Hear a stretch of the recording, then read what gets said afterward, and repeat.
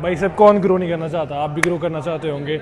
2000, 25 हो, 24 हो, कुछ भी हो, बाइसेप सबको ग्रो करना पड़ता है क्योंकि यही हमारा एक पार्ट है जो गर्मियों में शर्ट्स में, टी शर्ट्स में दिखता है। तो अभी भी आप बाइसेप ग्रो करने के लिए जो मिस्टेक्स करे जा रहे हैं उनके बारे में आज बात करेंगे हम कि वर्स्ट मिस्टेक 2025 में आके भी आप सेम गलतियाँ कर रहे हैं जो कि आप नहीं करो। तो यही कुछ गलतियाँ होंगी। तो जिसने अभी तक चैनल को सब्सक्राइब नहीं किया सब्सक्राइब कर दो और कमेंट, आपके कमेंट से मोटिवेशन मिलती है तो एक कमेंट कर दो। तो बढ़ते हैं अपनी फर्स्ट मिस्टेक की तरफ, आ जाओ। तो फर्स्ट पॉइंट ये है हमारा कि आप कंपेयर करते हो स्ट्रेट बार और इजी बार को। ये दोनों अपने आप में एक बहुत ही बड़ी एक्सरसाइज है, इजी बार भी और स्ट्रेट बार भी। तो जब आप स्ट्रेट बार से बारबेल कर्ल लगाते हो तो आपके बाइसेप पे सबसे ज़्यादा लोड पड़ता है क्योंकि बाइसेप का फंक्शन क्या होता है, हाथ को सुपिनेट करके कर्ल करना। तो सबसे ज़्यादा जोर इसी में लगेगा अगर आप करोगे। पर कईयों के दिक्कत आ जाती है तो आप इजी बार भी यूज़ कर सकते हो। कई लोगों को इस पे दिक्कत लग जाती है उन्हें रिस्ट और एल्बो पे, तो आप क्या कर सकते हो, इजी बार कर सकते हो। और कई लोगों को आपको स्विच करना ही पड़ेगा इजी बार पे क्योंकि अगर आपको दिक्कत हो रही है तो बाइसेप ग्रो होगा नहीं, क्योंकि ग्रो करने के लिए आपको प्रोग्रेसिव ओवरलोड और बढ़ाना ही पड़ेगा। हमेशा हर सेट में प्रोग्रेसिव ओवरलोड करना पड़ेगा, वीक्स में भी। तो आपका मसल ग्रो होगा नहीं उस वजह से, तो ये चीज़ आपको करनी ही पड़ेगी। तो आप स्विच कर सकते हो इजी बार पे क्योंकि वो इजी रहती है, जिसमें हमारा हाथ हल्का सा बेंड रहता है जो कि हमारे हाथ की ऐसे पोजीशन भी है। अब आप इन दोनों को कंपेयर नहीं कर सकते क्योंकि दोनों ही अपने आप में एक बेहतरीन और बेस्ट एक्सरसाइज है। आप इन दोनों में से कुछ भी कर सकते हो, बात वो आती है किसको कौन सी ज़्यादा सूट करती है। अब आप बोलोगे कि बाइसेप का फंक्शन क्या है, हाथ को सुपिनेट करके कर्ल करना। तो इजी बार में हमारा पूरा हाथ सुपिनेटेड नहीं होता, थोड़ा सा ऐसे को रहता है, टेढ़ा ऐसी पोजीशन में। अब आप बोलोगे कि इसमें तो फुल टेंशन मसल पे आएगा ही नहीं, तो इसको पूरा करने के लिए आप क्या कर सकते हो कि डंबल कर्ल्स भी कर सकते हो। इस पर आपका हाथ ज़्यादा पेन भी नहीं होगी रिस्ट और एल्बो पे, तो इस पर आप सुपिनेट अपना हाथ पूरा ऐसे करके कर्ल कर सकते हो।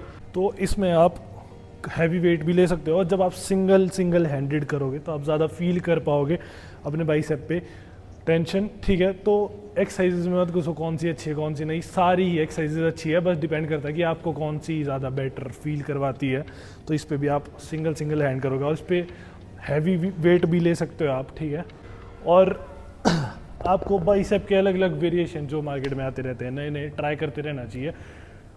जो आप ट्राई करोगे, क्योंकि वेरिएशंस अगर आप जितने ज़्यादा ट्राई करोगे उतने ज़्यादा आपको रिजल्ट्स मिलेंगे। पर वो हमेशा वैसे वेरिएशन जिस पे आपको फील भी हो रहा है मसल पे, ऐसा नहीं आप बाइसेप मार रहे हो और फील शोल्डर पे हो रहा है, या फिर वैसे समझ गए ना, आपको फील बाइसेप पे ही करना है तो वो वेरिएशंस काम आएंगे आपके।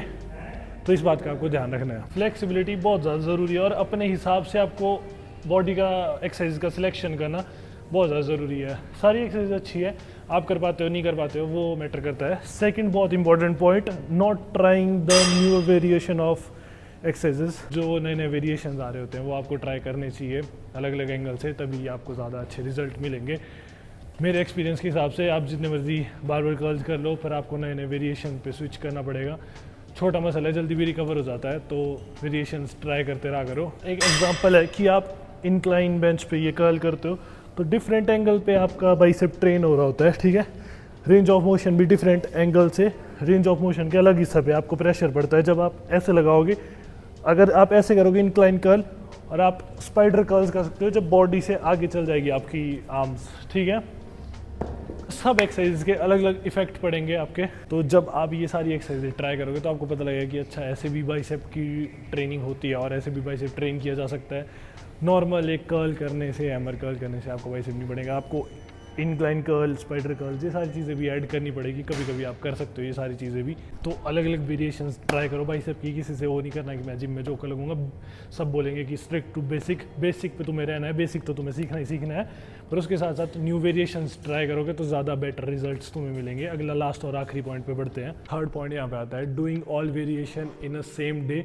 मैंने ये पहले भी बताया कि बाइसेप एक छोटा मसल है, इसको बार बार ज़्यादा ओवर ट्रेन करने की ज़रूरत नहीं होती। हफ्ते में कितना ही कर लोगे, अगर एक बार करते हो तो 7-8 एक्सरसाइज, मतलब अगर हफ्ते में आप 2 बार करते हो, जैसे मंडे कर रहे हो फिर अगले सैटरडे को करोगे, या मंडे को कर रहे हो तो फ्राइडे को करोगे फिर से, तो कितनी एक्सरसाइज करोगे? टोटल 8, एक बारी में 3 या 4, ठीक है। और इसमें तुम्हें कोई PR हिट करने की 3-4 रेपिटेशन की कोई ज़रूरत नहीं होती कि तुम 3-4 रेपिटेशन लगा रहे हो, ऐसा कुछ करने की जरूरत नहीं होती। एक आइसोलेशन मूवमेंट है, सिंगल जॉइंट मूवमेंट, मतलब जिसमें 1 जॉइंट मूव होता है, वो आइसोलेशन मूवमेंट होती है।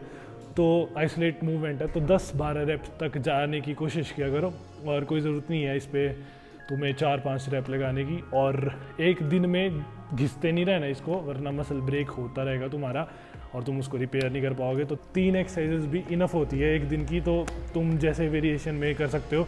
मंडे को अगर बाइसेप कर रहे हो तो नॉर्मल कर्ल कर लिया और हैमर कर्ल कर ली, ठीक है, इनफ, ख़त्म। और अगर मंडे के बाद तुम थर्सडे को फिर से ट्रेन कर रहे हो बाइसेप, तो तुम कर सकते हो इंक्लाइन कर्ल कर सकते हो या फिर स्पाइडर कर्ल कर सकते हो, ये 2 कर सकते हो। ऐसे करके तुम्हें चेंज करते रहनी है एक्सरसाइजेज। सीखना भी है, लर्न भी करना है, सब कुछ करना है। तो आई होप तुम्हें समझ आई होगी इस चीज़ से थोड़ी सी। आई होप इस वीडियो से थोड़ी सी हेल्प मिली होगी। रैंडम वीडियो शूट की थी तो थोड़ा बोल नहीं पाया, जिम खाली हो चुका है हर बार की तरह।